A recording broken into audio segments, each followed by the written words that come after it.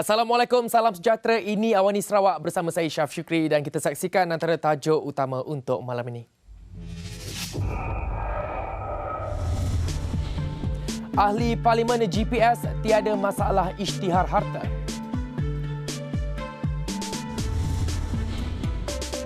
Asal bukan program politik, Kerajaan Sarawak sedia kerjasama dengan Menteri Persekutuan. Jadi idea paling bagus gumpul sikit tempat dan makan ramai-ramai. Kira sama satu keluarga lah.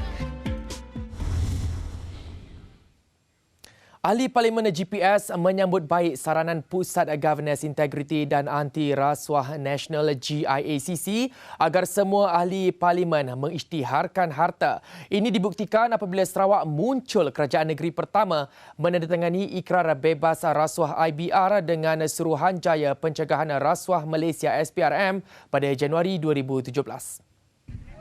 Malah Ketua Menteri Sarawak Datuk Patinggi Abang Johari Tun Openg sebelum ini mengarahkan semua ahli-ahli Parlimen GPS supaya mengisytiharkan harta. Ketua Whip Parlimen GPS Datuk Seri Fadilah Yusof berkata, kini Kerajaan Sarawak masih menunggu format ditetapkan GIACC dan SPRM. Dengan semua pengisytiharan yang dikemukakan ke pejabat Ketua Menteri Sarawak termasuk ahli-ahli Parlimen GPS, ia akan dihantar sekaligus. Semalam, Perdana Menteri Tun Dr. Mahathir Mohamad umumkan GIACC sarankan semua menteri, timbalan menteri dan anggota pentadbiran kementerian supaya mengisytiharkan harta kepada SPRM. Ia juga dipanjangkan kepada semua anggota Parlimen Pembangkang.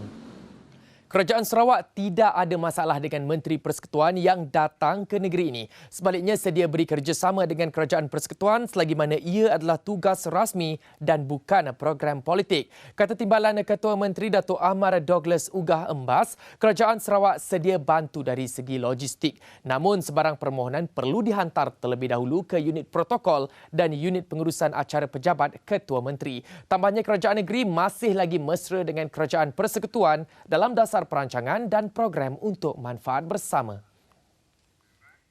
Unit Penyelarasan Pelaksanaan ICU Jabatan Perdana Menteri Cawangan Sarawak terus bekerjasama dengan Kerajaan Sarawak laksanakan program bagi isi rumah tersenarai dalam sistem e-kasih. Terdapat 10 program ICU dijalankan. Ia termasuk program Azam Miskin, Azam Tani dan Azam Perniagaan.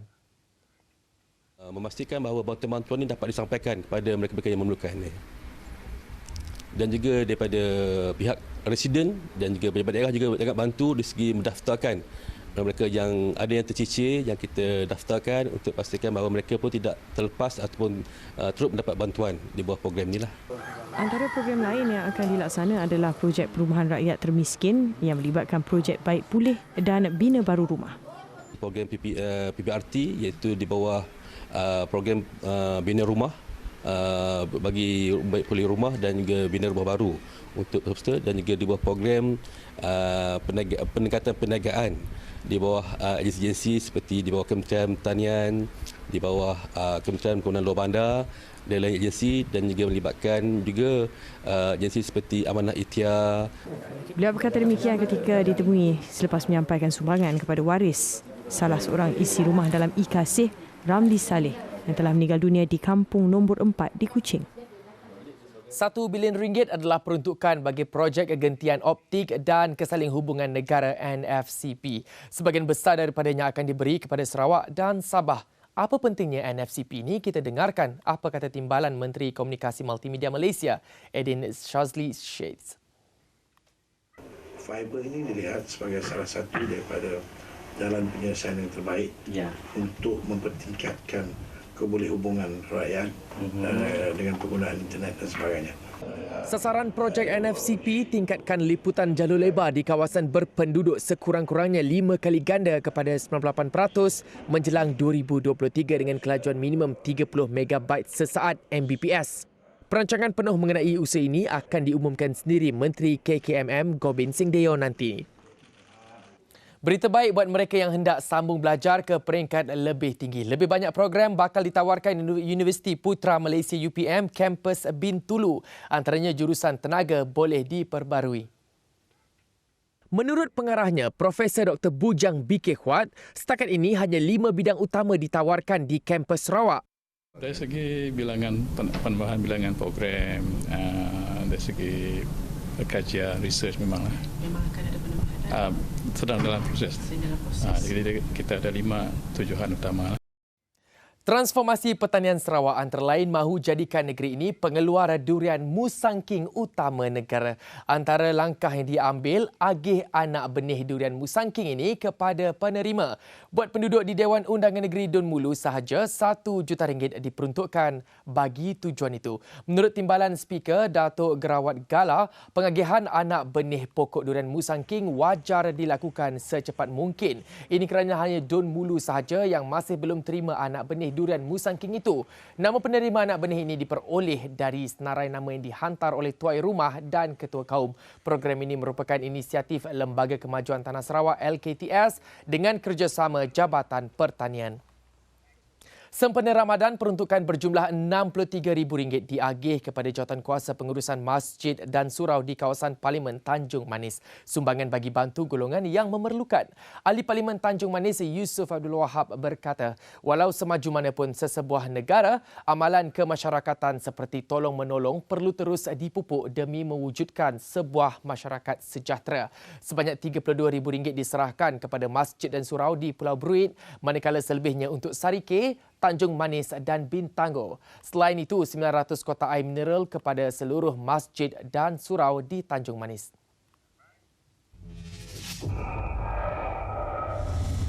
Kita berehat seketika. Selepas ini, wartawan Awani Sarawak Niki Senyambar kongsi kisah Gawai Dayak. Hey, what's up? It's Kyoshi And Yusuf. and we got great news to share with you. We Big are now news, man. in Cebu. Soon we'll be going there, but now you listen to us first now on 105.1. And where do they get all the good stuff, bro? At Hit Sarawak, Instagram and Facebook. Make sure you follow us, like us, and also if you got anything to share, DM us, okay? See you soon, Cebu. Bye. Tampilkan pertandingan dua jenis tarian tradisional iaitu tarian adat Iban dan tarian etnik kreatif. Sementara pertandingan lagu asli memperlihatkan pertandingan lagu asli Melayu. Festival Tari dan Lagu Asli Sarawak kembali dari 4 hingga 6 Julai depan. Acara tahunan ikonik Majlis Seni Sarawak ini bertujuan cungkil bakat baru dalam bidang tari dan nyanyian lagu asli. Objektif utamanya untuk menanam minat dan kecintaan masyarakat terutamanya di kalangan anak-anak muda agar mengenali dan menghargai seni dan budaya tanah air. Festival tarian dan juga lagu asli dilihat mampu menjadi wadah kepada perkembangan seni tanah air kerana dalam pada para peserta dipentingkan turut dia adakan sidang keilmuan dan bekir tari semasa festival berlangsung. Selain itu, melalui festival ini, semangat perpaduan, persefahaman dan saling menghormati antara kaum dapat diwujudkan. Terbesar di Malaysia dan kedua terbesar di Asia Tenggara selepas National Gallery Singapura. Begitugah reputasi Museum Baru Sarawak yang tersergam indah di tengah Bandar Raya Kuching. Museum ini ada dua komponen projek. Komponen utama kampus museum dan bangunan utama. Manakala komponen kedua adalah pengubahsuaian Museum Sarawak Lama yang melibatkan kos pembinaan sebanyak RM308 juta.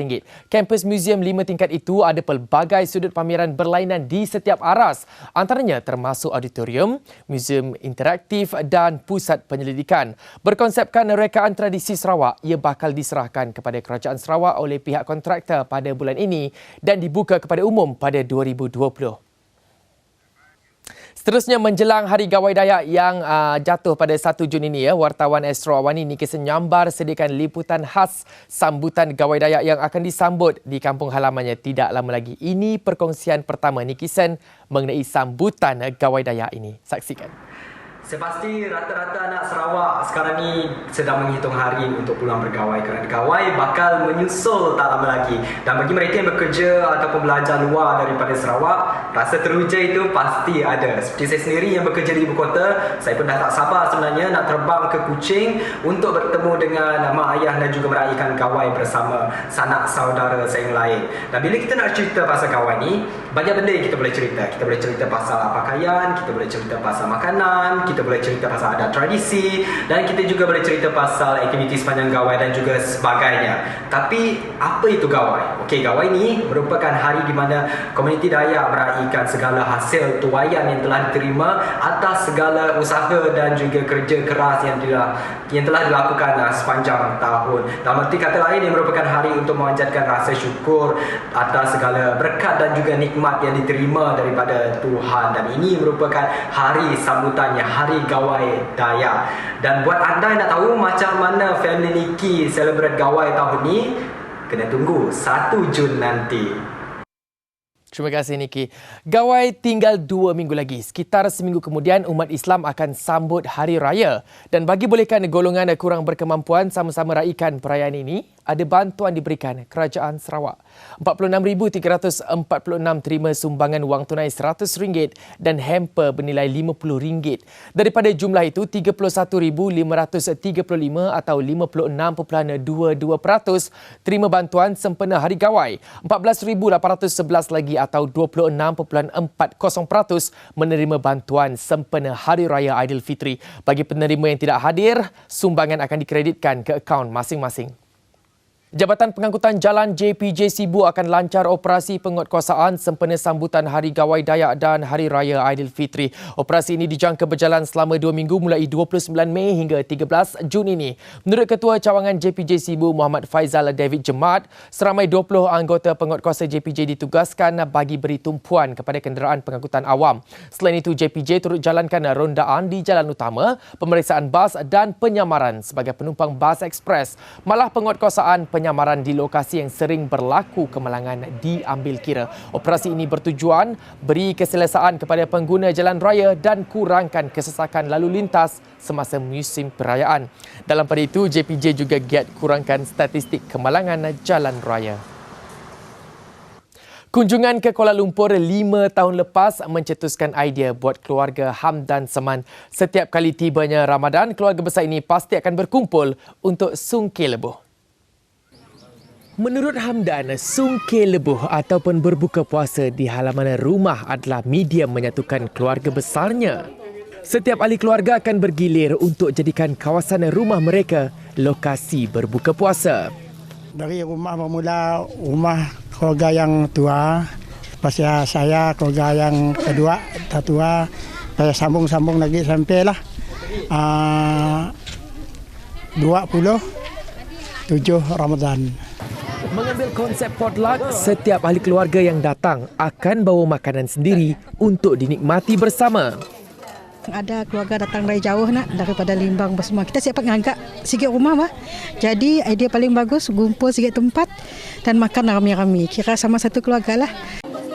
Rumah pertama adalah anggota yang paling tua dalam keluarga. Iwan lebuh tu kami dah buat tahun 2015. Biasanya rumah ke giliran dah. Rumah ke rumah. Yang pembeli dibesar di kampung Sungai Maung tu. Kami yang ketua sekali itulah. Jadi ketua rombongan tu lah. Amalan ini diteruskan pada hari raya ketiga. Mereka sekali lagi berkumpul untuk rumah terbuka juga menggunakan konsep yang sama. Dengan itu, sekian Awani Sarawak telah bertemu dari Laut Sunih. Saya Syaf Syukri. Assalamualaikum dan salam hormat.